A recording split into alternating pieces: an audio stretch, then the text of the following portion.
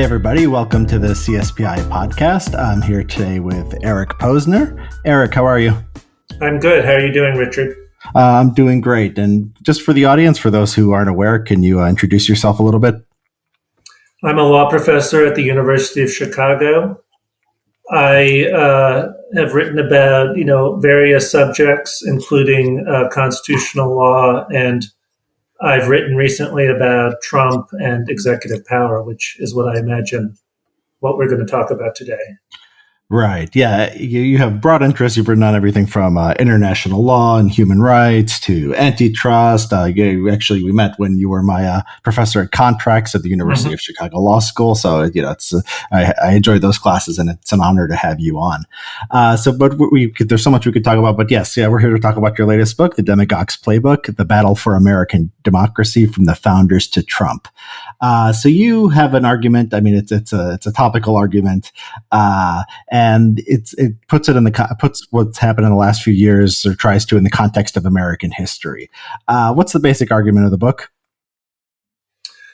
The basic argument of the book is that demagoguery is a vulnerability in any democratic system, and demagoguery means. It refers to a kind of rhetorical style of politicians, and politicians who try to obtain power by appealing to people's emotions, especially negative emotions like anger and resentment, and who try to exploit divisions in society, and are not terribly concerned about public policy or policy reform.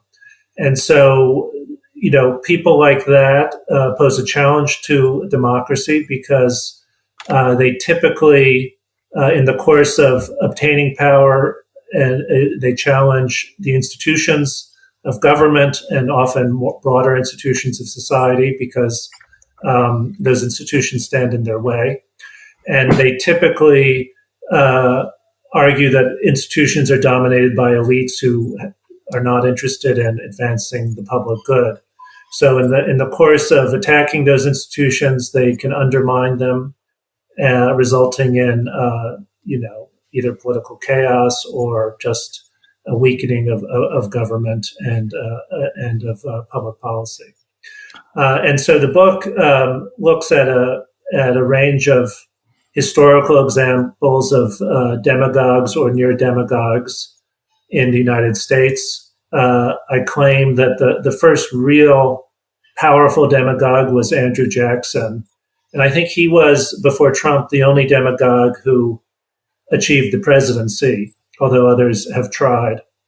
And then I talk about, a number of lesser demagogues, Huey Long, McCarthy, the Southern demagogues of the late 19th century and continuing through much of the 20th century, and so forth. I argue that aside from Jackson, American presidents have not really been demagogues, although, there's always a little bit of demagoguery in any politician, but not true demagogues, but that Trump is a real, or was and is a real demagogue who managed to achieve power in the United States for a few years. I just want to ask about one thing within the definition of demagogue. You said demagogues don't care about policy. Now, when people talk about Trump, I think that's obviously true in that case. But people tend to put Trump into this global framework, and he's compared to other leaders. Some of them, like Erdogan or Orban, these people do seem to care about policy. So, in your definition of demagogue, is not caring about policy fundamental, or can you be a demagogue with an ideology who actually wants to do things? Good question. So one of the complications, and I'm sure we'll run across this in our conversation, is that demagoguery is a continuum. There's no politician who's really a saint, who has no demagoguery in him. And so you go from people who have a little bit to people who have a lot. You got to draw the line somewhere. And so it's always going to be, we can always argue about certain types of politicians. I do think most demagogues, they have political preferences. They have certain visions of the world that they want to achieve. I mean, there are people who are true cynics and simply don't care, but I don't even think Trump, literally, I don't think he literally had no ideological views. I think he did have a kind of a, he has a rough set of political and ideological preferences, and that he tried to achieve them within constraints. But I do think that a demagogue is far more concerned about achieving power than achieving some kind of ideological vision. And so they put much more emphasis on, politics, on gaining power and keeping it, than implementing the political vision that they care about. I think some very effective demagogues and very effective politicians happen also to care deeply about some kind of ideological goal. I mean, I think Hitler was like that. Yeah. And so those people are at the edge a little bit of what a demagogue is. I really do think, though, that the key element of the demagogue is more the style of political action, the attack on the elites, for example, and the use of anger and division. I think that's much more core to the definition of demagogue than the depth to which the person might have ideological goals. Mm-hmm.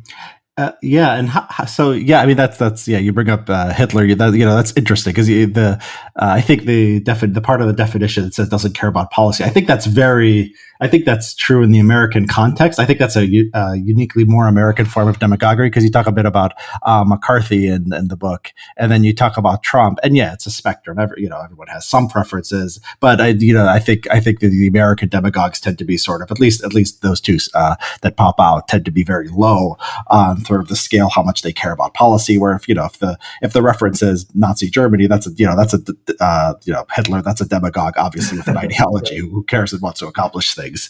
Right. So I guess one question is how much should we?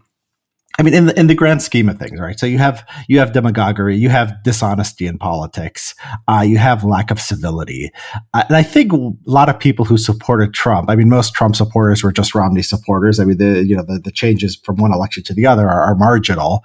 I think a lot of people would say, I care about policy, I care about taxes, I care about foreign policy, I care about abortion, whatever.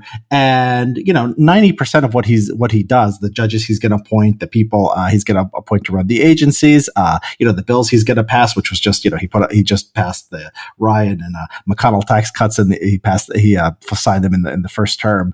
Why should I care? Okay, he lies. He's uncouth. It's weird, but in the grand scheme of things, I care about that very little compared to the policy outcomes that I care about. Well, I think there are two things. The first is the attack on institutions. I think everybody should care about that.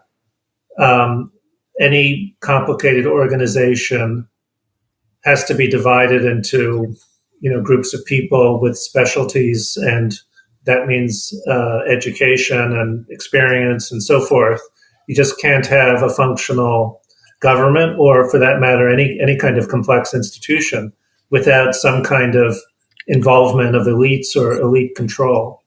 And so if somebody obtains power by attacking these institutions, undermining public confidence in them, and in particular carries through the threats and tries to undermine those institutions wherever they pose a threat to him, that's extremely damaging. And the second point is the exploitation of already existing divisions in society. So, if you have a country with a lot of people who need to live together, somehow people have to suppress their ideological disagreements at some level, no matter how deeply they hold them and how passionate they are about them. I think everybody understands this. This is just part of human life. But people are susceptible to being, whipped up into a frenzy, making it more difficult for people to live with each other, cooperate, and making it more difficult for people to trust institutions which are controlled by the type of people that they no longer like or like less as a result of the politicians' demagoguery. I think both of those things are extremely damaging. And if all that Trump was a person who implemented standard Republican policies, I wouldn't have written this book. That's not what's distinctive about him. How much do you see Trump as sort of something new, and how much do you see him as sort of a continuation in general trends within the Republican Party?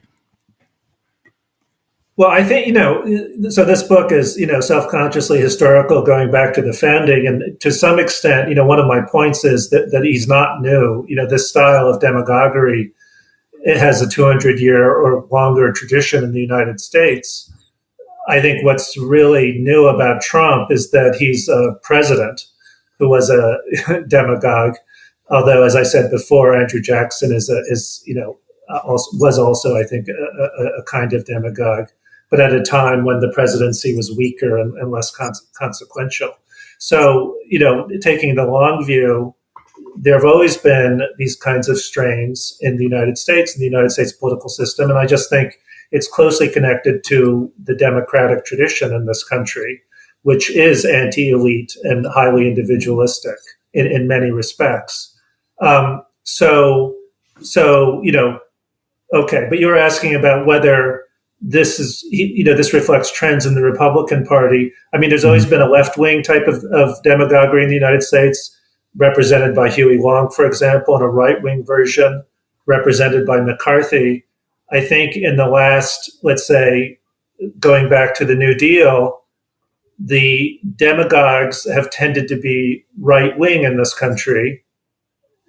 And it's not because I think there's anything inherently demagogic about the right. It's just, I think that's just how history has worked, maybe because liberalism was so triumphant in the New Deal and in kind of reshaping federal institutions and making them much more powerful. So people who have, attracting elites to them. So the people who don't like that system have, had to struggle for a kind of a political rhetoric that would work.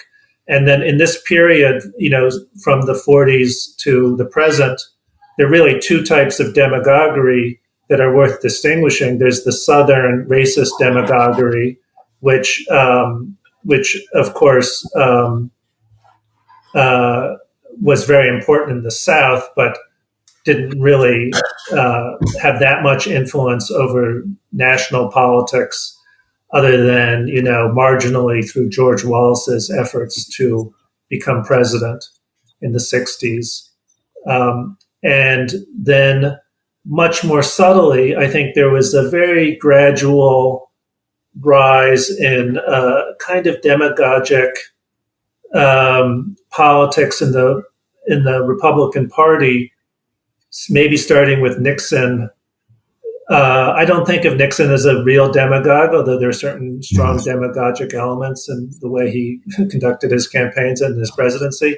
But he begins to attack institutions in a way that earlier Republicans did not, like Eisenhower, going after the government just as being bad and run by liberals. And then Reagan would carry that on a little bit. And then you get an even clearer type of demagoguery in people like Buchanan, who was, of course, not successful in his attempt to become president, but, has a bit of a Trumpish feel about him, although I think he was far more intellectual and concerned about policy than Trump ever was. So, there have been these themes in the Republican Party over the last several decades, definitely, but I don't think Trump was inevitable. I think he was just successful in carrying them through to the presidency.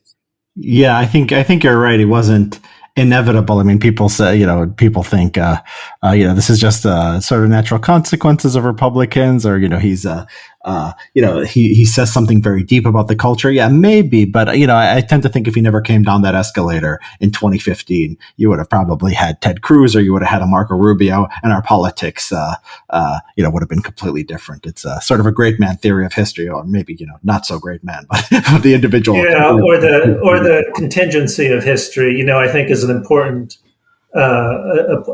thing. Accidents. A lot of what in retrospect seem inevitable were really just historical accidents. So you sound a little bit different from a lot of the critics of Trump, in the sense that I just mentioned, could have been Ted Cruz or Marco Rubio. A lot of people would say basically the entire Republican Party now is just anti-democracy, and maybe like someone like Ted Cruz is just a little bit less crude than Trump, but it's it's basically the same ideas. You don't take that position. It's more a style. It's more attack on the institution. But I think now that I think of it, the institution, like you said, the demagogue wants to not have institutions, or wants to attack institutions, and you need elites, which is absolutely true. But isn't it more that they want a different elite or different institutions? So you attack public education, for example. You have charters and you have charter schools, you have vouchers. You want to go from the public school system to private school system that's going to teach people different values. You take power away from, say, federal bureaucrats. You put it in the hands of markets, and that would be more power for corporations and CEOs. Is it they don't? Is it that the demagogues don't like institutions, or they just want different institutions to have power? Right, I'm not opposed to institutional reform. I don't think a politician who says, for example, that the courts are run by judges who are left wing or right wing is necessarily a demagogue. I don't think a candidate who attacks the FBI saying that it spies on people is a demagogue. I don't think people who criticize the EPA or the Fed. That's not what makes someone a demagogue. These institutions are all flawed. They can all be improved. Some of them do go off the rails from time to time and need to be abolished or constrained. People who criticize the public schools often, have perfectly good arguments. So the difference between being what I call in the book a reformer and a demagogue is that the reformer, has legitimate criticisms. A demagogue might or might not, but B, much more importantly, doesn't argue that we can just do away with institutions and let people just somehow flourish in the absence of them. But they want to improve the institutions. They want to make them better, and that may mean abolishing certain institutions and replacing them with other things. What's distinctive about conservatives, or sort of traditional, I don't know what to call them anymore, sort of an older type of Republican or conservatives from the 1980s, when they made pro-market arguments, often rhetorically they would attack government, but markets require governments. They require courts. The courts have to be high quality for markets to work. They almost always require regulators of some sort. The regulators have to be high quality. Most conservatives, or at least not non-extreme conservatives, think you need a Federal Reserve Board that has to be high quality. And people can argue back and forth about the powers that these institutions should have, how the people who run them should be appointed. All those things are legitimate matters of discussion. What the demagogue says, though, is we just want to wipe them off. And the extreme type of demagogue, and I think Trump verged on this, is basically says, "Look, I'll just make these decisions. We don't need a Fed. I'll just tell them what to do, or if this institution does things I don't like, I'll just get rid of the people. I'll just order them what to do." That's the demagogic type of tactic. I don't, are Republicans anti-democratic? I think the current argument that they're anti-democratic is really focused on the efforts of Republicans to reduce or restrict, voting to some extent. To be honest, I haven't followed these debates very carefully. My sense is that they're not trying to eliminate democracy, but they are trying to improve their chances of winning elections by favoring or disfavoring people who are more likely to vote Democratic. That's troublesome. That's not the same thing as being anti-democracy, which is, I think, a term that should be reserved for true authoritarians who want to, get rid of voting altogether. Yeah, I mean, I appreciate that distinction. Yeah, it's not the discussion is about the voting rights, but I mean, if you follow a lot of the press, I mean, it's basically it's everything. I mean, it's yeah, not just the voting, but also just criticizing institutions, the Electoral College, the Senate. I mean, not confirming Merrick Garland. I agree with you that it's sort you have to sort of reserve that criticism for things that are actually undemocratic, or it sort of loses its bite and it just starts to sound like a partisan attack. How much do you think that do you see wokeness on the left as a kind of demagoguery, or do you because there's a demagogic style, and I don't think there was any leader who came around and was really pushing this stuff in the way you can trace Trumpism to the individual of Trump. But do you think there's a demagogic sort of mass style that may even be leaderless, but still share something in common with the demagogue, which is a sort of a top-down kind of politics? Right. I mean, I understand your question. I do want to make a distinction, though. I think it's best to concepts have a way of just of expanding and encompassing like everything. And I want to reserve the term demagoguery to a political style used by politicians who want to obtain power. You could imagine someone on the left, Mao. I mean, there have been lots of people, Chavez, demagogues on the left who make similar types of arguments and obtain power by some kind of version of wokeness. But when we talk about broad ideological changes and social movements and the sort of arguments that people make to each other, day to day, the sort of cancel culture and all that stuff. I mean, there's a lot going on there. And I understand that a kind of that there's some commonalities between these sorts of mass ideological movements and demagoguery, but there's some differences. I mean, one thing just to start out is people make arguments with each other every day. They argue in person, they argue on social media. People make bad arguments because they're people, right? They get emotional, they don't understand something, whatever. We see that on the left and the right. That doesn't strike me as demagoguery or even a big deal. That's how people learn things and manage things and, make progress or regress. It's just part of human life. There have been all kinds of, social movements over the past where people become absolutely committed to some kind of goal, and they are passionately committed to that goal. And the goal is often, very worthy, or it's admirable, or it's maybe a little bit extreme, but understandable. There are all kinds of versions of this, but they're so passionately committed that they become intolerant of those who disagree with them. And then you can get a kind of high level of intolerance that is destructive. Is wokeness sort of, where does it fit? I mean, so like anti-slavery is like that, or civil rights movement is like that. Lots of religious movements on the right have been like that. I mean, it's just a huge part of life and history. A demagogue can kind of step in and try to exploit that.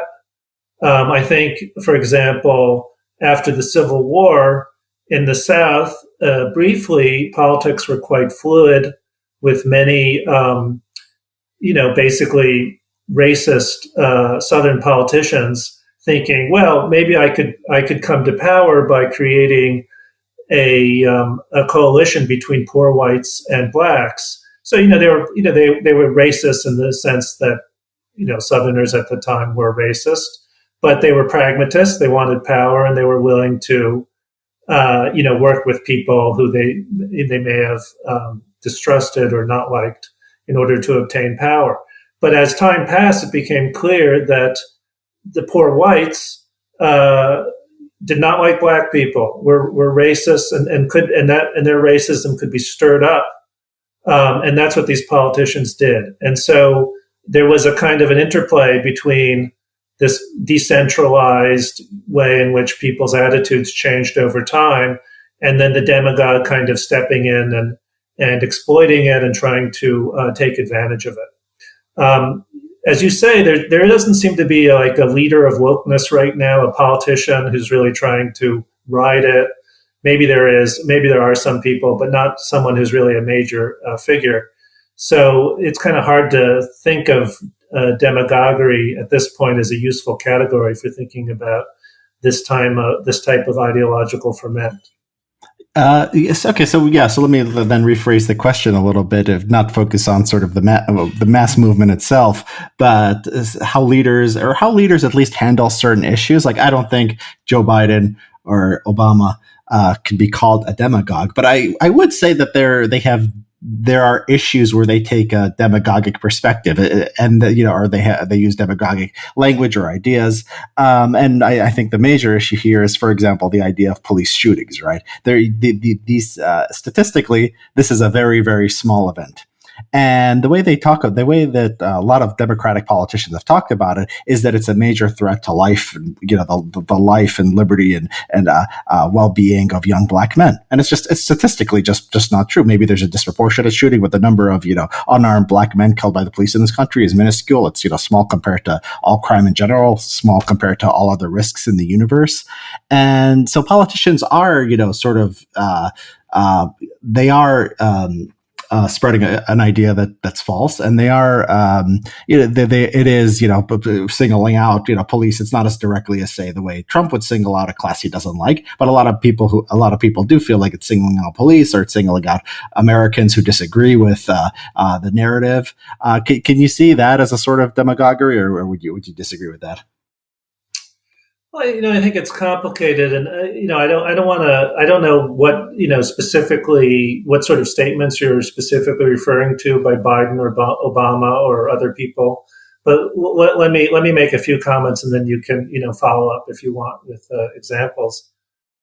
So first of all, I think part of what's going on here is that what people are really concerned about is racism generally, and when racism, discrimination against blacks results in someone getting killed, that's a lot more salient than if it means people are getting paid somewhat less than they would be otherwise, or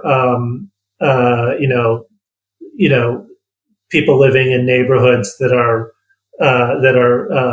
shabbier than they should because of discrimination. It's just much more obvious. This stuff is caught on video. People see it all. In the natural course of things, the police shootings will get a lot of attention. So I think to some extent, they're bad in themselves, even if they're very rare, but they're also symbolic of a larger problem that most people I think probably see as a really big problem that needs to be solved.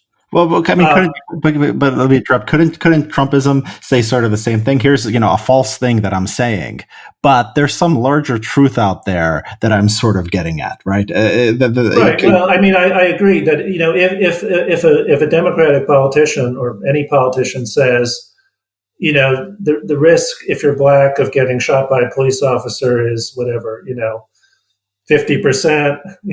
No, they don't put numbers on it. Right. If they say it's very large when it isn't, then they shouldn't. I don't think politicians should lie. And when they do lie, there's an element. I have a kind of a discussion of political lies in the book. I don't think all political lies are bad. They're often justified, but they're usually not justified. But I think of a demagogue in this context as doing something like this, is saying, somebody comes along and says, look, we have this huge problem in America of black people getting shot all the time. and I'll fix it. You elect me and I'll fix it. And I'll fix it by abolishing police departments and, do it. And then I have a secret plan. Right? I mean, that's what demagogues do. People who say we have a problem of racism, of police shootings, it's a really hard problem and it's going to take a long time to fix. I don't think of that as demagogic. We're going to try this, we're going to try that. That strikes me as a legitimate type of politics. I think also, I think this is a pretty kind of complicated situation, but definitely when you have a social problem, you have a problem that, let's call it a problem. The politicians could exaggerate it because they think it's in their political interest to exaggerate the problem, and that's not good. And then they can also say that they, having exaggerated it, gotten everybody angry and worried, they say, now I'm going to solve it if you elect me. I think that's also very bad. I do think it's bad. I think what, the right thing to do in trying to approach a problem like police shootings, I mean, it's really complicated. You got to go police department to police department, figure out what's wrong. The idea that you just would abolish the police, that's a demagogic idea. I don't think that's a good idea. And I think the people who initially said, let's defund the police, have kind of backed off and say, well, that's a slogan for saying, take some money that we're giving to the police and give it to mental health workers or something like that, which could be legitimate. I don't know enough about this area of policy to be able to say. But, this is definitely, it's definitely the case that whenever there's a problem that inflames people's passions, politicians see an opportunity to obtain power, and we have to evaluate, what they do, what they say, and how they approach the problem with what level of seriousness. And I think that's gonna depend. That's gonna vary a lot from person to person.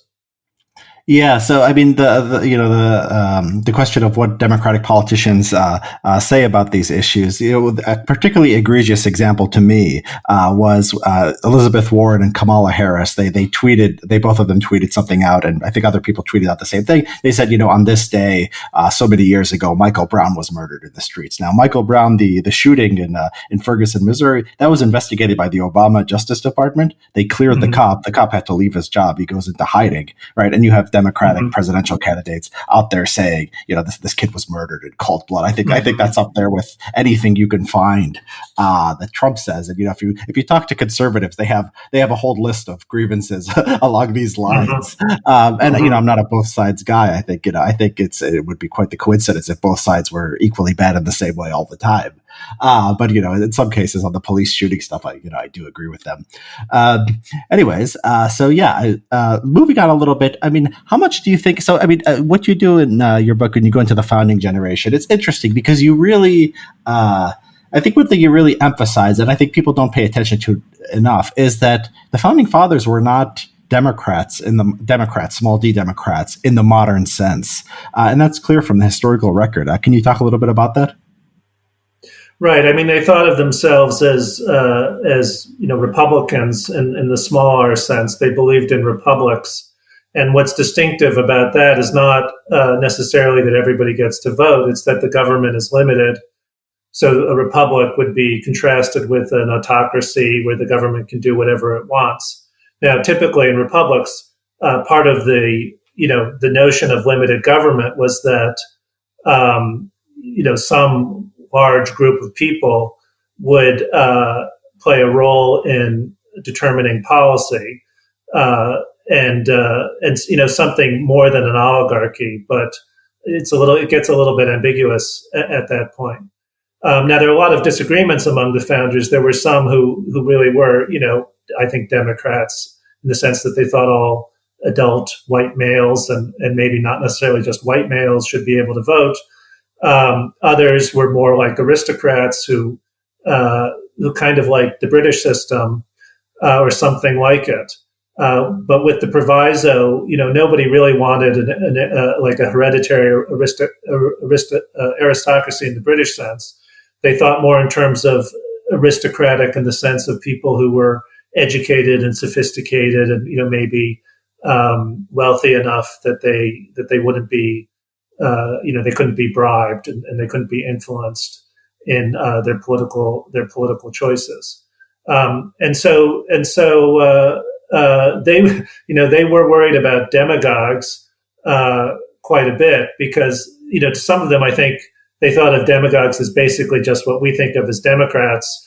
That is, people who would try to appeal to the mass of voters or the mass of citizens, which would include people who know nothing. People who had grown up in a farm in the middle of nowhere and not had any education, was illiterate, knew nothing about the world.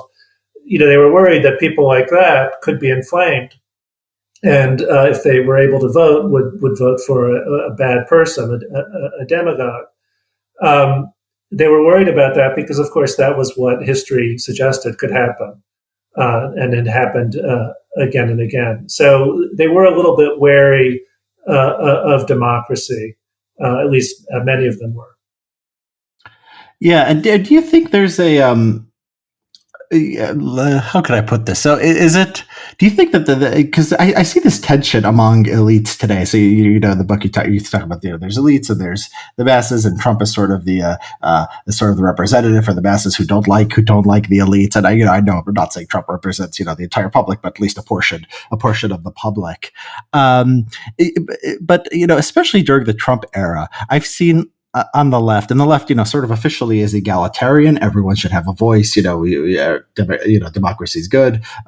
You can't have too much democracy. And then I see during COVID, and then even like things when Trump fights with like the military or FBI, institutions you think maybe leftists would be more skeptical of. Mm-hmm. I see a lot more appeals to authority. I see a lot more, just trust the experts. They know what's best. They're looking out for us, especially with the national security community and the military. Glenn Greenwald from the left, talks about how odd this is. Do you think that there's sort of do you think there's a tension there? And do you think it's just a matter of them sort of, they're sort of becoming more comfortable with the idea of elitism because they're the ones that control institutions. So sort of the more democratic ideals are sort of going by the wayside. I think it's a lot more complicated. I think, for example, when we talk about the left, there are lots of different people, and I tend still in my mind to make a distinction between liberals and the farther left. I do think there is more of a left today than there was 20 or 30 years ago, especially among younger people. But I still think the kind of the center of gravity of the Democrats and really of the American, the American kind of culture is more of a liberalism, and liberal. I don't think liberals are anti-institution. I think liberals are, they have conflict. They've kind of conflicted views about some institutions. But I think liberalism, American-style liberalism, is very much pro-institution. I mean, it's just kind of, I think, realistic. You need institutions to promote liberal values and to govern. On the farther, now, of course, it's hard to make distinctions, but as you move farther left, I do think people tend to be more hostile to institutions, especially the military and, law enforcement institutions. And, they begin at some point to seem like anarchists and even libertarians. They sort of, they go around and start appearing on the right. It's quite complicated. So, when liberals, a certain type of liberal, it certainly isn't hostile to the FBI. The FBI went after the mafia, and the FBI went after racist institutions. It's done good and bad things from a liberal perspective, and it's an institution that needs to be controlled. But saying that you trust the FBI more than the demagogue doesn't strike me as kind of hypocritical or inconsistent with liberal values. I think Trump was far more of a threat to liberal institutions than the FBI ever has been, even under the days of Hoover. So Now, you've said a lot of things there about things moving to the left. I'm not sure I agree with you. I read your piece about that. I'm not sure I agree with you that that's actually happening. Uh, I think there obviously is this kind of flip-flopping tactical behavior. When liberals are in power or people on the left are in power, they trust the institutions of power more, and when they're out of power, they don't. I think that's a regrettable but natural human tendency. We see this on both sides. It's something that we should resist, but of course, it happens.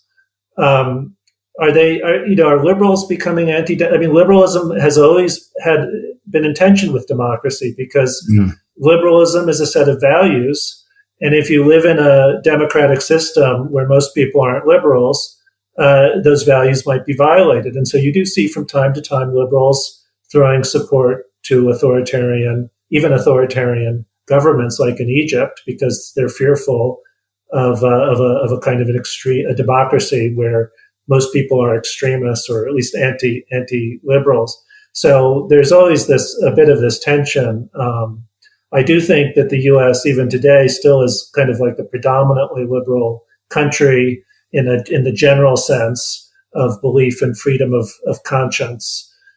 So I don't think liberals really need to be anti-democratic in the near term, even if they're tempted to be so.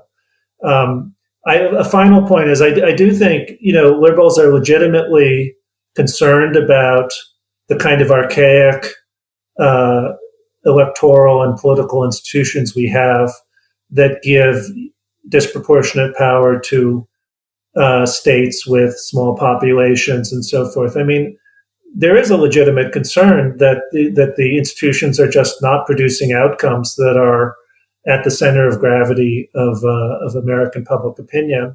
I think there's an argument that that's the case. I tend to think that that's actually right, that they don't. And so when liberals criticize the Electoral College, for example, or the Supreme Court, I think that's a legitimate criticism. I wish they had criticized the Supreme Court in the 60s and 70s as well for being undemocratic. They obviously did not, but better late than never. Yeah. So I mean, when I say liberals have won everything, I'm thinking primarily about social issues. So I'm thinking of anything, related to race, gender, sexual orientation. I mean, institutions don't even pretend to be colorblind anymore. And then the stuff on like gender identity. I mean, it's beyond gay marriage. I mean, there's some data showing like 30-40% of young people don't even consider themselves exclusively heterosexual anymore. I mean, this cultural change on stuff like this is just absolutely incredible. Anyways, let me ask you this. So to what extent, to what extent have elites sort of, to what extent is it a legitimate idea that elites have justifiably lost the trust of the public? One thing that stands out to me was when I read about Harry Truman. He could have made money, hawking, different products in his retirement, but apparently wasn't wealthy in his retirement. Sort of lived, I don't know if it was a middle class or poor or whatever, but he didn't leverage his name and his fame to make money. And I remember seeing George W. Bush doesn't make many appearances, but I did see him. He was at some cheesy business conference a few years ago, giving a speech. And presidents just do this just all the time. There was a article in the Boston Globe about generals in the military, and it was looking back the last 20, 30 years. So 20, 30 years, a small minority would go of 3-4-star generals would go, and they'd work for a defense contractor after they retired. And in the last few years, I think this was around 2010. This article, it was basically all of them were doing that. So do you see that there's sort of an increasing willingness for politicians, people in power, to sort of leverage, whatever power they have into personal gain, and can that explain a lot of the backlash to the elites?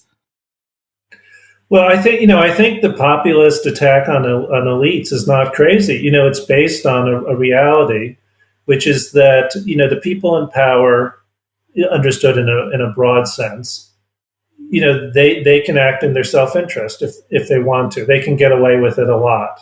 And there's always this tension. On the one hand, they've got the expertise and the education and the relevant experience, you don't want to put someone in power who doesn't have those things. But on the other hand, once the person's in power, that person might act in a corrupt way, either, in an extreme corrupt way, taking bribes, or, I think the real problem today is that, they may try to serve the interests of wealthy people so that after they're out of power, they'll be, paid, hired or asked to give speeches or what have you. And sometimes even when they don't, they have their particular views, they have their particular ideological views, and they could mistake their own ideological views for, whatever is good for the public. I mean, those are real concerns. Economists call this like agency slack or agency costs. This has been the critique of the elites for 2,000 years or longer, and it's been the critique of the elites since the founding. This was the complaint of the anti-federalists who were skeptical of a centralized government, even the type of centralized government of those days, which was not very centralized at all. So I think it's totally legitimate to worry about the elites and to try to think of ways to constrain them so that they're more likely to act in the public interest and to make sure that they rotate out of office and are replaced by different people. All of that stuff is completely legitimate. Now, what about today? Are the elites worse today than they have been in the past? I don't think so. I think the elites have always been people who act partly in the public interest and partly in their own private interest. And this was true in the 50s, and it was true in the early 20th century and the entire 19th century. In the past, before all kinds of ethics laws were passed, the corruption was much more blatant and worse than it is today. I think partly what's going on today is that since you can't literally take a bribe, you've got to figure out some complicated way, to make money off your the influence and experience and so forth that you've obtained in an office or in some other prominent position. What the problem today, I think, is that things have been going badly for the last 20 years or more, 30 years, I don't know. And, when things go badly, it's easy to blame the elites because they're the people who actually control the government. Now, would a better set of elites, elites who are less influenced by their self-interest have done a better job? I'm kind of skeptical about that. I think it's easy to say that, but my guess is that elites, they're of mixed quality. They do their best, sort of, or try to do a reasonable job mostly. They are thinking about making money after they leave office. I think that's been going on. And then sometimes, things go better than at other times. It's been a tough several decades, at least since 9/11. If you take, here's another, there's a standard view now that the elites were, in the 70s and 80s and 90s were deregulating. That was a huge mistake. This is a view on the left, of course. That was a huge mistake that resulted in the financial crises, greater inequality, and economic stagnation. I kind of agree that with the benefit of hindsight, deregulation went too far, was not always well designed. But I don't think, that the problem was that they were influenced by, self-interest or some version of corruption. I just think, ideologically and based on what had been going on in the 70s and 60s, people on the center left and center right converged on a set of policies that seemed sensible. And it turned out they didn't work very well. I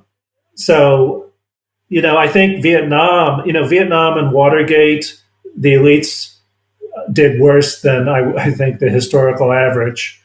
I think the recent problems with I think probably one of the bigger sources of our problem, the problems that are causing a lot of political turmoil today, was globalization, which also seemed like a kind of an easily correct set of policies that people on both the left and right were basically fine with in the 1990s.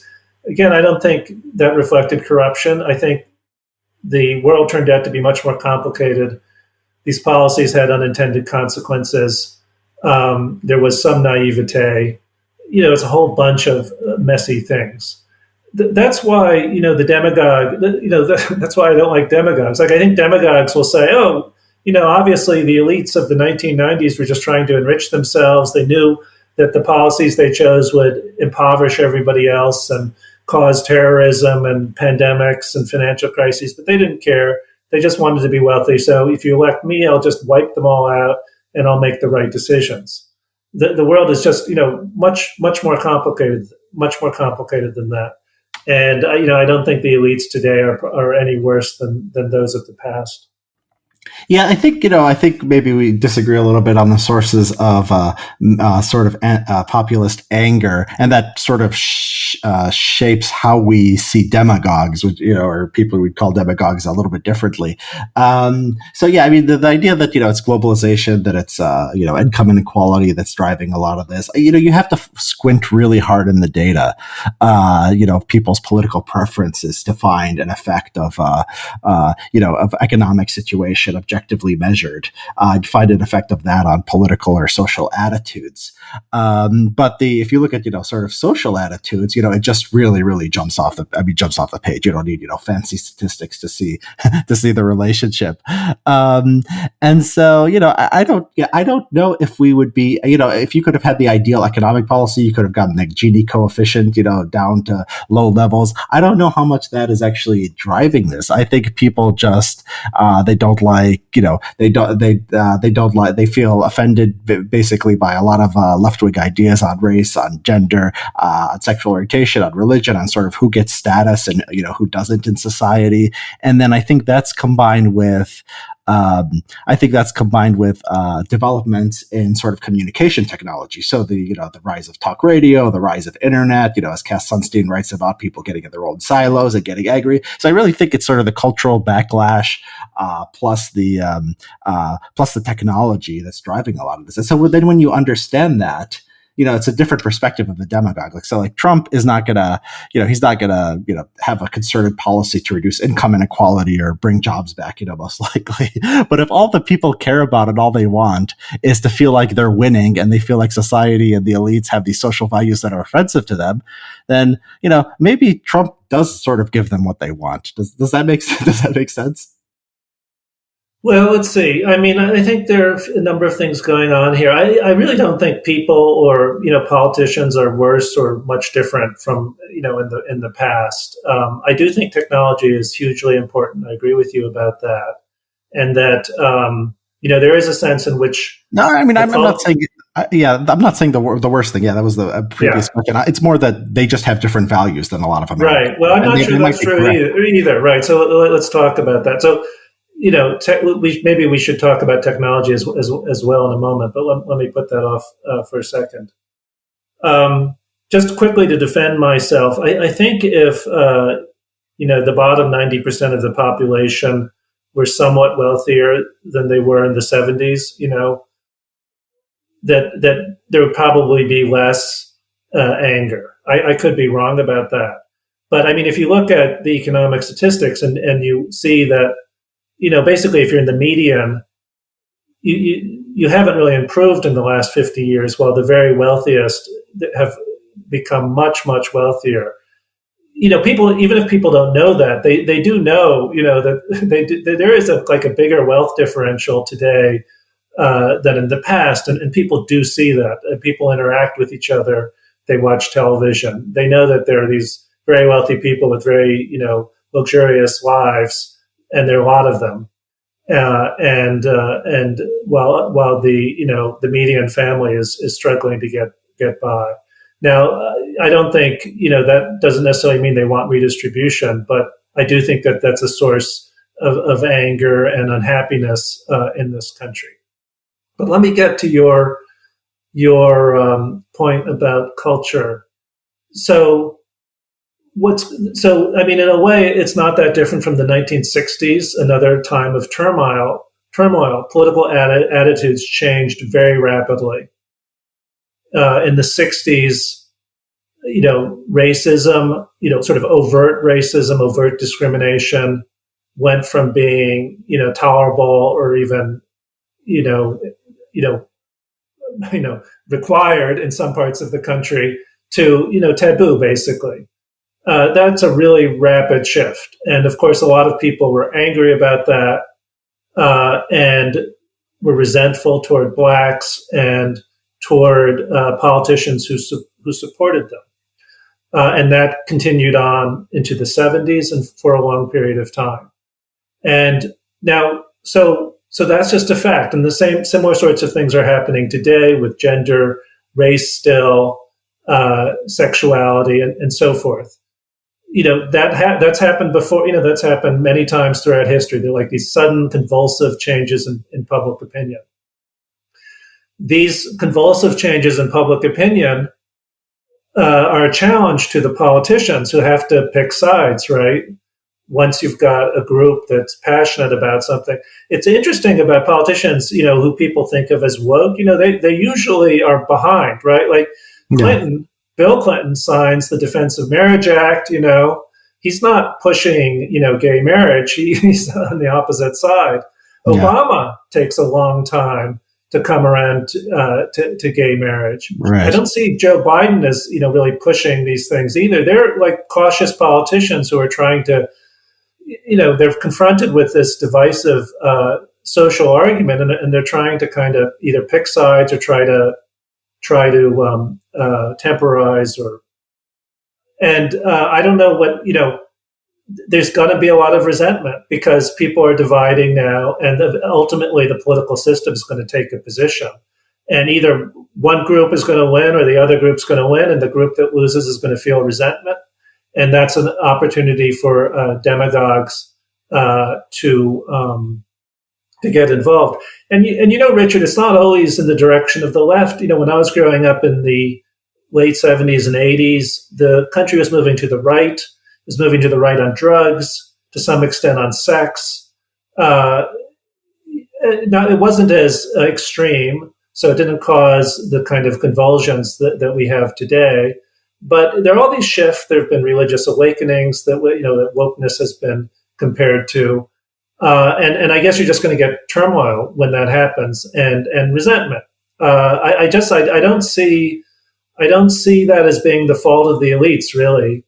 And then of course, I'm not even sure the elites are even putting aside the politicians. I'm not sure the elites generally are pushing these ideas. That they seem to be more of a kind of a decentralized mass movement to me. Yeah, I think that's like these religious awakenings rather than something that's being pushed from above. Yeah, I think that's right. And I think that when Republican politicians, or conservatives or media personalities, they want to sort of get people riled up and they want them to feel like they can do something about it, they'll say, this is Biden's America, this is Obama's America, this is Hillary's America, right? There's a political incentive to portray it as a top-down thing because then it's easy, right? You just get rid of Obama and vote in a Republican, and all this bad stuff you hate will stop happening. Yeah, I agree. I agree that the politicians, especially on the Democratic side, especially the ones that succeed, tend to be behind sort of the latest trends. I did this small analysis on Twitter, which during the Democratic primaries in 2020 over who put their pronouns in their bios. It was like 8 of them did, and then 8 of them didn't. It was like perfectly, down the line. And I did a little, correlation, statistical analysis, and showed that the ones who didn't use their pronouns were winning. It was just like, it was because of, Sanders and Biden were 2 who didn't, and they were winning. So it was like a little, sort of tongue in cheek analysis, but it does get it, it does get at something real. So let's just like switch gears a little bit. And I read your, it must have been, a decade ago now. I read your book, The Executive Unbound. You wrote it with Adrian Vermeule. He's a Harvard law professor. A lot of my listeners will know him as sort of a Twitter troll, but he also does a lot of scholarship. And the idea behind that book was sort of, we have to sort of concentrate power in the executive because the executive is accountable. It just works better, right? The checks and balances are sort of overrated. Is this worry about demagoguery? Is this sort of a refutation of that book, or how do you sort of reconcile the two? Yeah, well, the book, the book. I can see why people see a contradiction between these two books. I don't see as much of a contradiction, but I do agree that there's definitely a tension. So first thing about the Executive Unbound. The Executive Unbound was really about focusing on emergencies, wartime emergencies and other types of emergencies, and pointed out, just as a historical fact that I don't think many people disagree with, that during these emergencies, the executive usually kind of takes over, determines policy, executes policy. Congress and the courts are kind of fade into the background. They're not, by the way, a lot of people interpreted the book to mean that they kind of disappear and do nothing. That's not true empirically or historically. They're important, but they're not nearly as important. They're not the primary policy setters. They're more reactive, and the president is the primary policy setter in emergencies. And then and so that's the empirical point. And then normatively, we argue that that's sensible. Like you need a strong executive to deal with emergencies because of the nature of emergencies, that things move rapidly, confidentiality is required, and so on and so forth. And this is actually a theme, and as you know, in liberal democratic political thought going back hundreds of years, even longer. And the Romans, as you know, actually had an officer called the dictator who would be appointed at the start of an emergency and given very extensive power. So that's the first point. Now, we extended that a little bit to say that as a general matter, even when emergencies don't occur, okay, so again, the empirical point, that we have a system of executive primacy today. That's the term I like to use. I think that's a very interesting idea. Before we get to the sort of the normative ideas of the book, the descriptive idea that sort of there's this school book way of understanding American government, which is that Congress passes the law and passes laws, and then the executive interprets it. But your idea is that the executive agencies and interpretation has sort of become sort of most of it, right? Just because the executive has sort of just taken power away from Congress over time, and Congress is not really all that it's cracked up to be, or what people as powerful as people think anymore, right? Right, exactly. So normal governance, even outside of emergency, has passed from Congress to the presidency over the centuries of American history. And so while Congress still formally makes laws, basically the president does most stuff, sets policy, and then, as you mentioned, regulates through the agencies. Although I think the agencies have more autonomy than I think we suggest in the book. But they are executive. They are themselves executive institutions, not classically legislative institutions where you have lots of representatives debating in public and then voting on something. So that I think is just empirically correct. I'll stand by that view. I don't think the view that America has become a system of presidential primacy, as a matter of fact, I don't think it's that controversial that people disagree. There have been people recently writing about how powerful Congress really is, and so on and so forth. But certainly the trend is unmistakable, and people have been writing about this for half a century. The normative argument, which is, I think, more controversial, is that, this is fine, basically. This is the way things should work. And the reason is that, this kind of legislative body working slowly and openly and voting and all that stuff, it made a lot more sense in the 18th century than today. Today, there's a sense in which politics and events are always fast-moving, requiring constant interventions by the government, and that just is something that the executive is institutionally in better position to perform than Congress and certainly the courts. And so we make a normative argument that this sort of shift is good. Now, that said, some people seem to miss the point that the book is still pro-democracy. We're not in favor of a dictator or a king. We think the president should be elected, and nor is the book. I I think we do use some incautious language, especially in the introduction, that may have misled people. But I think the fair reading of the book is that we don't want to abolish Congress and the courts either. It's just that we don't think they should play a central role as Congress used to, and that I think what I would say the courts do today. I think they should be a little bit more limited, with the executive branch making most of the policy and being constrained by electoral incentives. Okay, so how do I think about that view after Trump? Well, I'm less enthusiastic about it. I'll admit that. A lot of people, a number of people I talked to when I was writing the book, that to their credit, they pointed out that if you have a very powerful president and other institutions like Congress and the courts are weak, the president, can use his power to, for example, distort elections and suppress political opposition. In the book, I think we were a little bit too optimistic, based on our understanding of American history.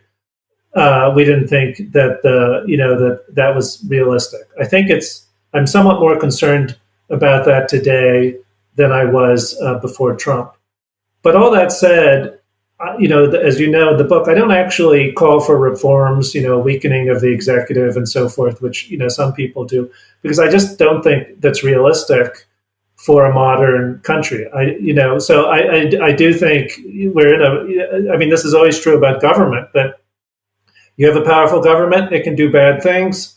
If you have a weak government, it can't do bad things, but then, it can't do the things that you need it to do. Yeah. I think probably, there's a question how powerful government you want, but you need it to be pretty centralized, I think, once you decide that you want a government, whatever its level of power. And so I'm still in favor of what I call executive primacy. I think there's some really incredibly serious problems that the country faces that I just don't think it can confront with a weak presidency. Yeah, do you think about it a lot in terms of incentives? Because I know you do talk about this in the book. Sort of the executive at least has an incentive because he's going to run for re-election. He wants a legacy. In Congress, there's 435 members in the House, 100 in the Senate. There's all kinds of problems with aggregating preferences, Arrow's theorem, and other theorists have pointed out. And is the idea just that there's just the incentives just aren't there for Congress to take active steps to take what you need to take, which is political risks to actually solve problems? Yeah, basically yes. That I think aggregation of preferences in a large multi-member body in a huge country is just really hard, and that Congress creates hierarchical institutions to try to manage them, but it's a mess, and that those kind of problems are not as significant for the presidency. When we look at institutions, other than the U.S. government, we tend to see a fair level of centralization. We see corporations have a CEO. Now, there's a board of directors, which is important, a group of people with different perspectives, possibly reflecting different constituencies to some degree or another, overseeing what the CEO does, but they're kind of in the background. And the CEO, you've got one person who's responsible for the health of the organization. And, you see this in the military, and you see this in law enforcement. It's just a theme of any type of sensible institutional organization. Now, the government of a state is different from all those things. It's going to be much more powerful, and you have to you can't have an excessively powerful president or king or executive. But this idea of centralizing responsibility in one person, it's historically a trend that I think reflects functional goals and values, and is not, as people often say, just the result of powerful men grabbing more power so that they can, be supermen. I don't think that's the legitimate reading of history. Yeah. So I mean, I think a lot of times people like they see the system and they see it not working, but then they don't think that there is sort of an alternative or a path to make the system better. So right now, I mean, there's the sort of a rise of another superpower, and the U.S. I think looks back the last 20, 30 years, doesn't think it's been, it certainly didn't meet expectations as far as how good it's been. While China, I think, has surpassed pretty much everyone's expectations. I don't want to, imply that the U.S. should, adopt the Chinese system or say that, that's something we'd consider realistic. But do you think there are at least, with the caveat that, of course, they do a lot of things we don't approve of, there are lessons to be learned from that success over the last 30 years for us here in the United States? I think there are lessons, but not lessons about, how American politics should be organized or how American institutions should be structured. I don't think there's really anything in China that I would want to imitate. Well, Um, the centralization, right? I mean, you have that at least, right? yeah, We can make but bigger. I think centralization is also a feature of democracies as well, going back centuries. I think centralization is, basically it's just economies of scale. If you want, it's like the larger the group that needs to be organized, the more you need some kind of centralized hierarchical system to manage them. I think that's just like a social fact, and that if you have Iceland, you probably don't need a strong executive. Or in the United States in the 18th century, when it had a population of 13 million or whatever it was, 20 million, 30 million, you don't need a big, powerful central government.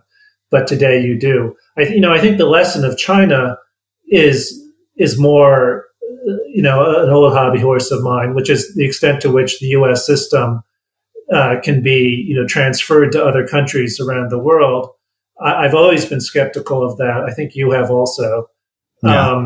And it was barely believable, maybe in the 80s, maybe at the end of the Cold War, as all these other systems collapsed. But, I think anybody with like a understanding of history wouldn't believe this. And certainly the last, 20, 30 years of China, their system, I mean, the system is successful at one level in making a powerful country that has a lot of influence over the world. And there's just not any, I think this idea of transferring American institutions to other countries, even countries that are not China, always a bad idea. Mm-hmm. And more obviously a bad idea today, thanks to China, than it used to be. Yeah, I mean, yeah, the thing people say is that they used to hope that by trading with China, it would become like more like the United States. And I always thought, yeah, that was sort of a silly perspective. I think that's something you sort of had to say to sell free trade, because you can't just say, I mean, that we do a lot of trade and that's a good thing. And, it lifted hundreds of millions of people, helped, or, to a limited extent. That was, not the major factor, obviously, but lifted hundreds of millions of people out of poverty. And we sort of, but it still had to be framed in this perspective of, they're going to become like us, which I just don't think is a healthy way of going around and looking at the world and choosing policy choices. Yeah, so I guess let me close by this. So you are, I read at the end of the Demagogue's Playbook. The last, it's sort of it's a chronological sort of account of demagoguery and sort of the tension between elites and masses throughout American history. And the last chapter is, of course, Trump, the most recent thing that happened. I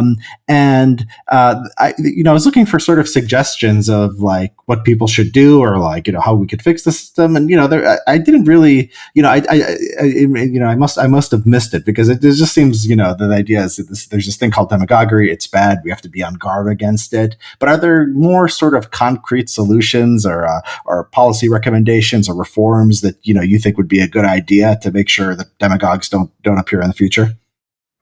No, you're quite right. There's nothing about that, about reform. I did have, in an earlier draft of the book, I talked about various reforms, and I dropped it, and I'll explain why.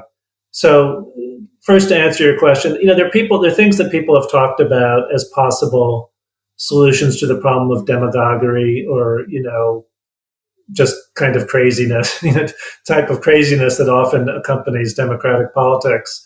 And one that got a lot of attention was, bringing back, getting rid of primaries and bringing back more party control of the selection of presidential candidates, for example, which can be done in a variety of ways, some subtle, some blatant. You could make agencies more powerful, or more autonomous. I mean, but I guess I'm in the end, while most of what I write is about reforming, institutions and laws and so forth, I think in the end, I think demagoguery is an inherent risk of democracy, and that as long as you have a democratic system, you're going to have this risk. You just have to tolerate it. You can't get rid of it. It's just a part of. It's just a part of the system. It's like any tool. If any tool a hammer can be used to hammer a nail, or it can be used to murder somebody. And democratic institutions can be used for good or for ill. What's notable about demagoguery, I think, is not just that you get bad policy outcomes, but that you can really undermine the system of government. That's just an element of democracy. It's still preferable to an authoritarian system. So, you can make reforms that along the margins might reduce the risk from some low number to some even lower number. But I don't think that, I think it would be wrong to feel like you do that and the problem is gone. And of course, whenever you implement reforms like that, they can have unintended consequences.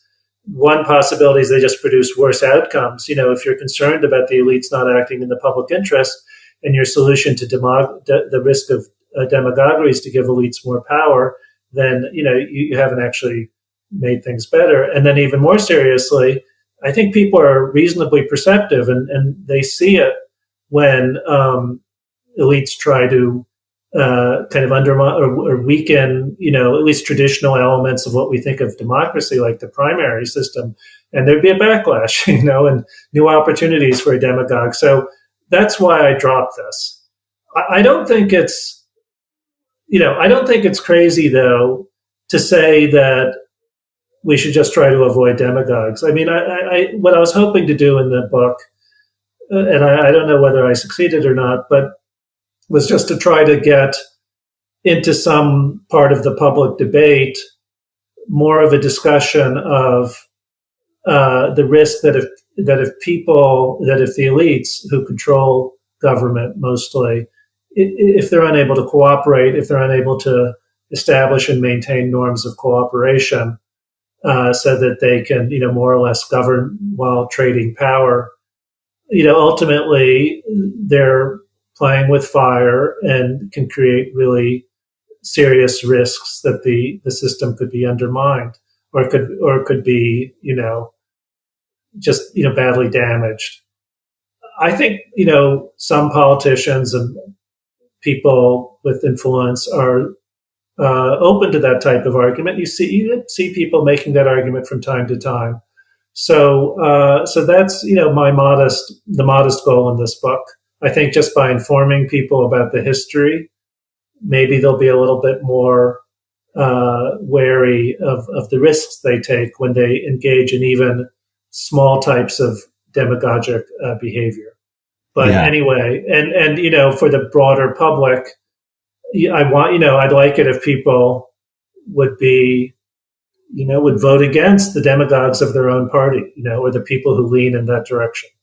They don't reward those people, but actually are repelled the way they should be. So anyway, that's all I was trying to do. Yeah, actually, let me just follow up with one more. So right now, we talk about sort of real world, what you're trying to do with your book. Right now, Trump is leading all polls to be the 2020 nominee. The betting markets give him something like a 25 or 30% chance. I'm on the record as saying that's an underestimate. I think his odds are much higher than that. And a lot of people were saying around the 2020 election, our democracy is over if he wins re-election. Now, there's a good chance he could be the nominee again. And once you're the nominee, you have a chance of pulling out another victory. Do you, assuming that happens, or even just another Trump campaign, if he gets a nomination, and then, thinking of in terms of whether if he gets the presidency, do you think that that's potentially an existential risk for American democracy? Or do you think it's just going to be like his first term, where sort of, things got nasty and, there was a lot of incompetence, but basically, the country emerged out of it? I've never made the argument that Trump was going to destroy democracy. I never believed that was the case, and I argued publicly against people who did. And I similarly don't think he'll destroy democracy if he's elected again. What I'm more worried is that his style of politics will be normalized and become the style of people on the left and other Republicans on the right, and that will continue, for 10 or 20 years. And even then, I don't think America will elect a king or a dictator or anything. I just think it'll be a very badly run country, that's all, with very bad institutions. We've been here before. I mean, this really is what happened in the United States after Andrew Jackson through the bulk of the late 19th century. We had, really bad, corrupt institutions that can be traced back to his anti-elite, anti-institution rhetoric and policies. And I could see the same thing happening in the United States. I think that's bad. I don't think we have to say it would be bad for Trump to be reelected. My view that it would be bad for Trump to be elected because only, if that would mean that our democracy will be destroyed and we'll live in a totalitarian country. I think it'll be bad because the attacks on institutions will continue and public confidence in them will continue to decline. And that he'll exhibit incompetence in many ways, as he did with the COVID pandemic, so that if there are emergencies or crises, things will be worse than they would if we had, a different president. I think that's sufficient, to be worried, but I don't think that's an existential risk. Yeah, I guess I'm on Twitter too much because you follow liberals on Twitter, and I know you got off the platform. But right. The more common argument against Trump or whatever Republicans happen to be doing is democracy's in the balance. We're going to cross some threshold, and we're not going to be a democracy anymore, and things are going to get scary. And the people roll their eyes at that, and it's just not credible. It sort of discredits the entire. I think it discredits to a certain extent the entire critique of Trump, but more reasonable critique is we just get dumber and politics doesn't work, and we're just the country sort of just declines if we stay down that path. I think that's a much more convincing and defensible argument. Okay, well, that's good. That's my argument. Yeah, so it was great having you here, Eric. The book is The Demagogue's Playbook, and we want to do it again sometime. Thanks a lot. Okay, I'd love to. Thanks so much, Richard.